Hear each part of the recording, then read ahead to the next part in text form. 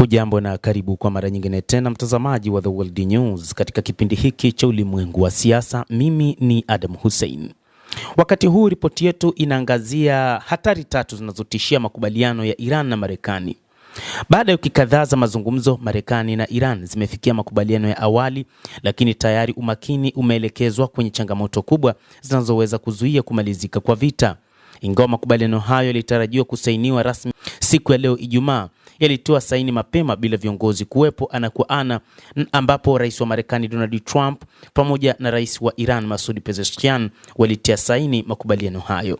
Makubaliano hayo yanafungua njia ya kufikiwa kwa makubaliano ya mwisho ndani ya siku 60, huku kukiwa na uwezekano wa kuongeza muda iwapo pande zote mbili zitakubaliwa.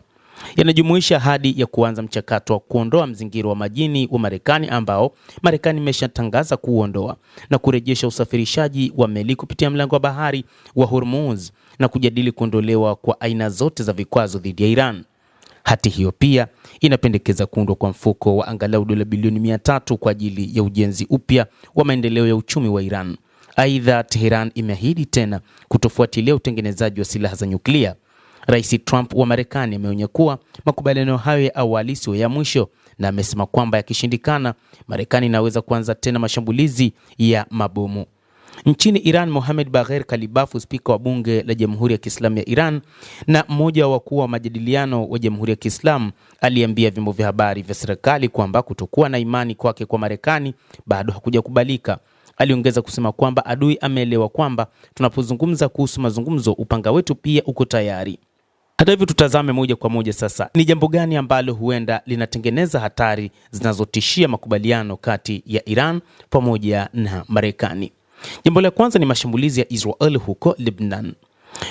Waziri Mkuu wa Pakistan Shehbaz Sharif, ambaye alikuwa mmoja wa wapatanishi wakuu katika mazungumzo hayo, anasema alipokuwa akitangaza makubaliano hayo ya awali kwamba pande hizo mbili zimetangaza kusitishwa kwa mara moja na kwa kudumu kwa operesheni za kijeshi katika maeneo yote ya mapigano, ikiwa ni pamoja na Lebanon.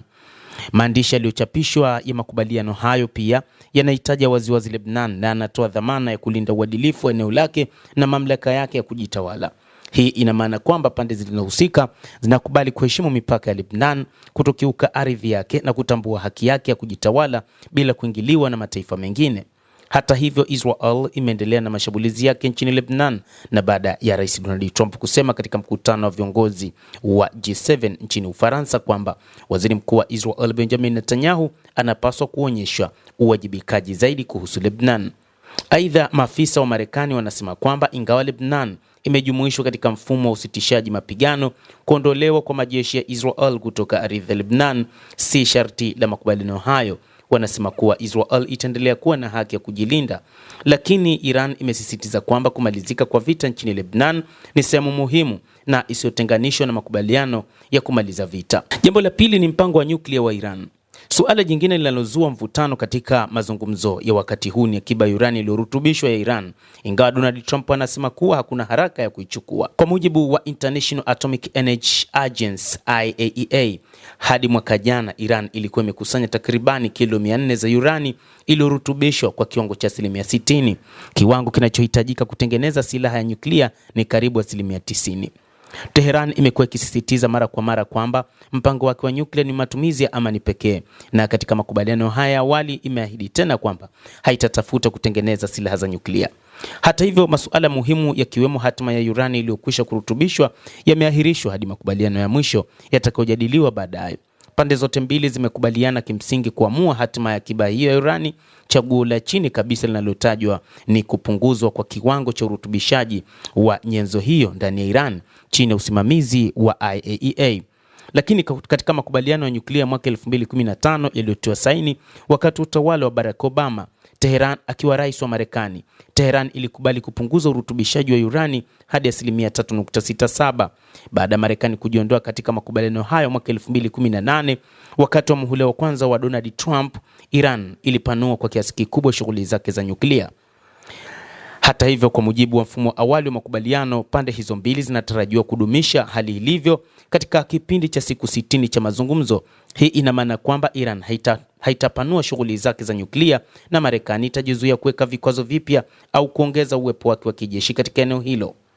Jambo la tatu ni mlango wa bahari wa Hormuz. Makubaliano hayo yanalenga kufungua tena lango la bahari la Hormuz, njia muhimu ya usafiri wa baharini ambayo imekuwa imefungwa kwa kiasi kikubwa tangu mwishoni mwa Februari.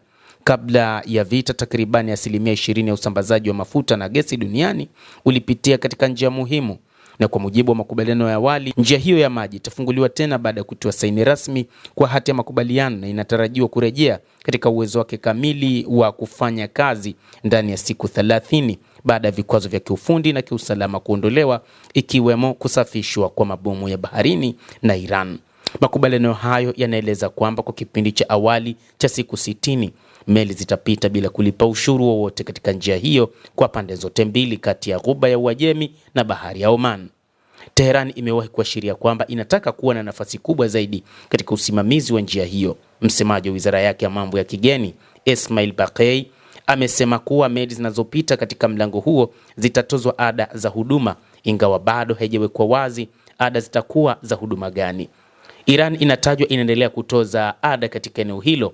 Hata hivyo, maafisa wa Marekani walisema kwamba Iran inaweza kujaribu kuimarisha ushawishi wake katika njia hiyo ya maji, lakini ikaongeza kuwa mataifa ya Ghuba hayatakubali mfumo wote utakaomzuia. Kwa kuzingatia hali ya sasa, kupita mlango wa bahari wa Hormuz kunahitaji ujasiri wa hali ya juu kutoka kwa manahodha wa meli. Hata hivyo, wachambuzi wanaonya kwamba makubaliano ya kumaliza vita bado ni hati ya makubaliano ya awali. Mfumo wa mazungumzo si suluhisho lenyewe. Endelea kutufuatilia mtazamaji, lakini usisahau kulike, usisahau kucomment, kadhalika usisahau kusubscribe channel yetu hii ili upate habari hizi kwa mapana kupitia The World News. Naitwa Adam Hussein.